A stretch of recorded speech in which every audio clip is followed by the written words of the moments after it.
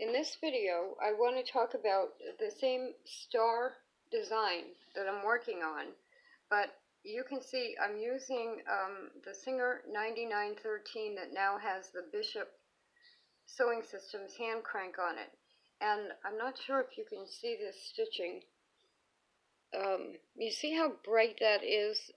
Now, what I'm doing, and this is something you can keep in mind, when you talk to any sewing people, they're going to tell you to always have the top thread and the bottom thread, the bobbin thread, balanced completely so that nothing puckers.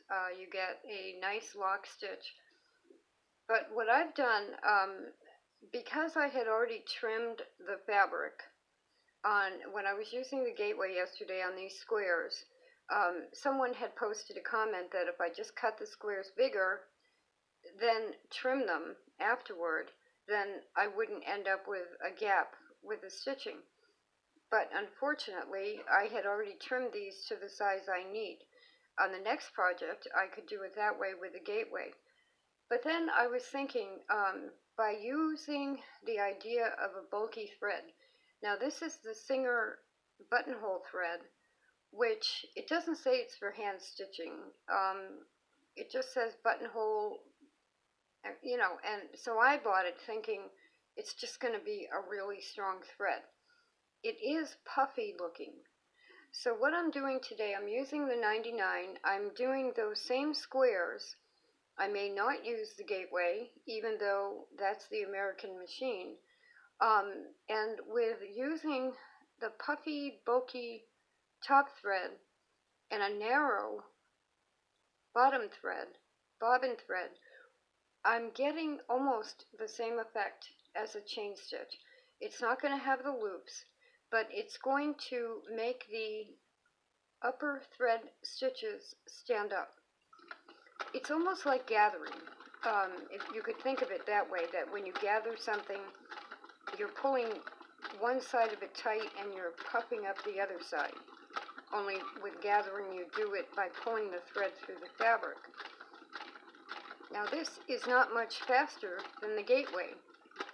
So the only thing I'm losing, I'm actually getting back the advantage of a presser foot, adjustments, stitch length.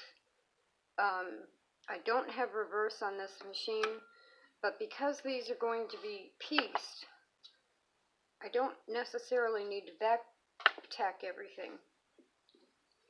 But what I do get is a very noticeable stitch. So again, the only thing I'm losing is the loopiness of a chain stitch. And yet I still work slowly because of the hand crank, but I get to have the same effect that I was getting with the other squares. That's about as fast as I can go comfortably. And like I said, it's not much faster than the gateway. So this then branches off from, gee, what wonderful machine do you have, to what can we do with it? Now there is a little bit of puckering, just a slight amount of puckering in the overall square, but not anything I can't iron out.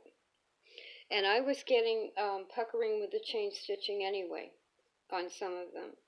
So I can loosen the tension a little bit, the top tension, and right now the bobbin thread is showing. So I can loosen the top thread tension a little bit and have the bobbin pull it down a little bit more and get rid of that puckering.